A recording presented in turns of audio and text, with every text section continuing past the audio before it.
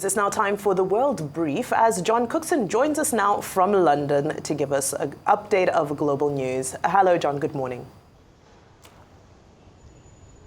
Yes, good morning from Downing Street. We're here in the UK. We're less than 24 hours now before polls open in the most pivotal and consequential election here in a generation. The leaders of the two main parties, Rishi Sunak and Keir Starmer, making last-minute appeals to voters. Sunak warning the British people of the possibility of a massive Labour Party majority in the House of Commons and the dangers of that.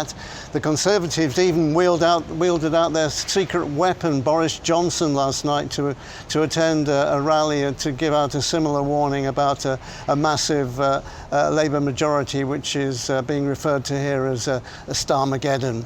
Meanwhile, Mr. Starmer is saying to voters, if you want change, the Labour Party is the party for you, but you've got to go out and vote. Because although the opinion polls are putting Labour well out in front by at least 20%, and we can look at those figures right now, the latest polling, opinion polling, this is not the actual poll, of course, Labour are on 41%, Conservatives on 21%. That's 20% behind, and they've been trailing 20% behind for weeks now. The Reform Party on 16%, the Liberal Democrats on 11%, and the Greens on 6%. So you can see from those opinion polling statistics that Labour, frankly, is set for something of a landslide. We'll know the result, or have a fair indication of what the result will be by about 10 o'clock. Tomorrow night, with exit polls being published by the major broadcasters. Well, Keir Starmer looked set to be the new occupant of number 10 Downing Street, getting the keys to that famous door. What do we know about him? He's 61 years old, a former director of public prosecutions.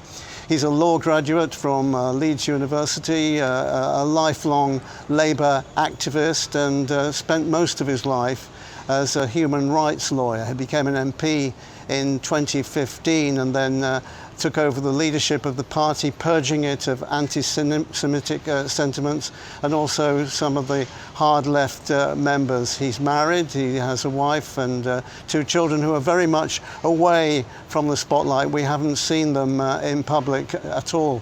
That's a policy that Keir Starmer's had to keep his family away from the public eye.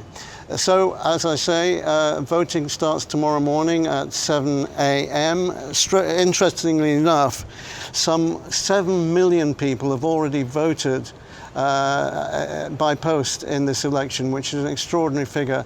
About 45 million are eligible to vote in total. So, all eyes on the UK tomorrow for that pivotal general election. Meanwhile, across the channel, where I was reporting from for Arise earlier this week, there's a lot of backroom deals going on between the hard left and the centrists to try to manipulate the vote to prevent the RN party, National Rally Party, gaining a majority in the parliamentary elections, of the second round of which takes place on Sunday. So a lot of backroom deals being done there. At the moment, the RN far right party are set to get between 230 and 280 seats. The NFP, the hard left, between 125 and 165 seats, and Macron's Ensemble party between 70 and 100 seats. But that's, of course, before all the deals are being done over the next few days to try to dent that RN lead in the polls. So a second round of voting in France on Sunday, crucial to France's political direction and also arguably the direction of Europe. Now back to you guys in Lagos. All right. So a couple of things. Number one, can you talk to me about the madness going on in the reform? Because all of a sudden, they went ahead in the polls over the Conservative. Now they are back down. Now a lot of people are defecting from reforms. No more noise from Nigel Farage. Will he probably go back to his job at GB News? Or he'll win Clacton? Reform have had something of an interesting election campaign, 6 weeks of campaign in a new party, as you say, headed by Nigel Farage. I suspect you may be right that he'll get the party across the line, as it were, in the general election and win, say, 15 or 16 seats, and then perhaps return to industry from whence he came. On the other hand, he might, depending on the result for the Conservatives, if they're completely wiped out in the general election, he might find himself leading the main opposition party if Conservatives then join an alliance with Reform. There has been a lot of dirty tricks, if you like, as far as the Reform Party is concerned in the last week or so, with Channel 4, a left-leaning outfit, putting actors, it seems, into the Reform camp and persuading reformists to make disparaging remarks about Asian minorities and the Prime Minister, and they've been exposed for that, although Channel 4 are sticking by their story, saying that the interviews were genuine. So the Conservatives are fighting on a double front at the moment. They're fighting votes for Labour, but also Reform, which is right of centre, the Reform appealing to those Conservative voters who think that Rishi Sunak's government is too centrist for them. So an interesting situation for Nigel Farage. He could return to his old job, but who knows, he might end up leading a very important party in this country. All right, John. Now, in France, there are reports that Muslims and immigrants are almost in a state of panic. How accurate is that from what you saw while you were there? Yeah, you're absolutely right. There's a lot of fear in France amongst the 6 million strong Muslim community because of the policies of Marine Le Pen's party, RN. And that fear may be softened slightly today in that the indication is that RN may not get the majority that they're seeking in the French Parliament and therefore won't have as much power in the Parliament to push through these radical policies, which basically are curbs on immigration and limiting the jobs that immigrants can take in France. But there is a good deal of fear amongst the Muslim communities. For example, already it's not possible to wear a full veil in public in France, and there's a chance if the RN get majority and indeed the presidency in the years to come, then the headscarf itself will be banned in France. So it's these, and they will make it easier for mosques to be closed down. So you're absolutely right. There is a deal of fear amongst the Muslim community, and indeed immigrants in France generally. But we'll have to wait and see if this majority that the RN party are trying to seek in the Parliament actually comes to fruition on Sunday. Well, an interesting weekend, certainly in Europe. In England, the Tories are afraid of the left.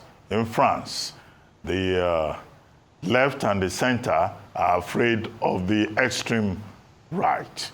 I'd like to ask you about England.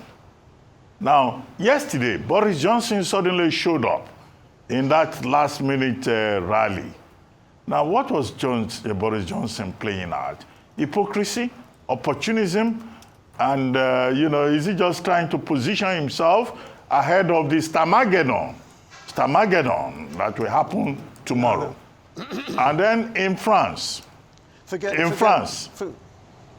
And then in France, in 2002, the coalition between the center and the left kept out the extreme right when Jacques Chirac defeated Marine Le Pen's father, Jean Le Marie. Yes. Are we likely to see a repeat of history, or we're still on that narrative about the possibility of a hung parliament?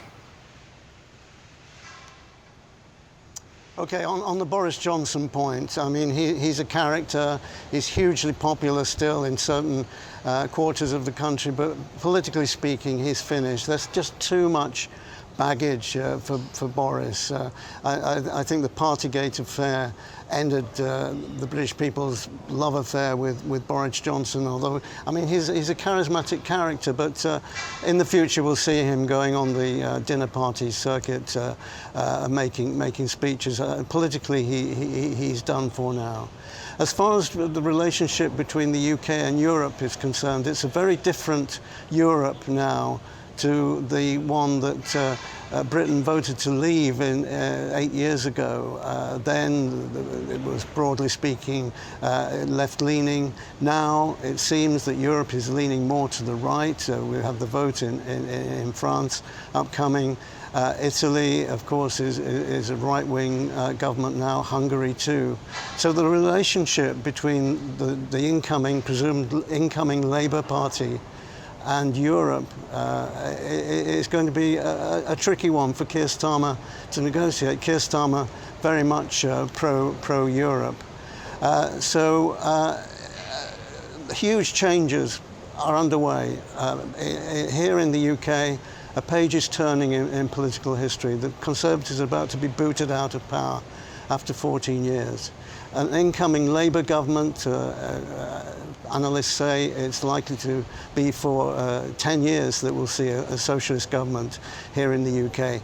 Meanwhile, the story's still playing out in Europe. The right appears at the moment to be gaining power in a number of countries or bidding for power. So it's a developing dynamic situation at the moment and very interesting times politically. The centrists and the leftists in France withdrawing their candidates, would that keep out the extremists, as it did in 2002 with Jacques Chirac, imagine?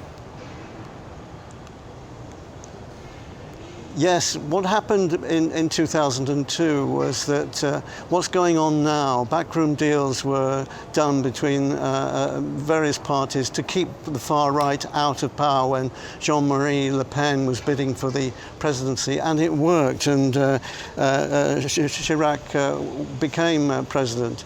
And so the left and the centrists are hoping that that's going to work again. At the moment, it seems that they might be successful in doing that, but we'll have to wait and see what happens in the coming days. All right, certainly going to be an eventful coming days coming up. Thank you so much, John Cookson, Arise senior correspondent from London.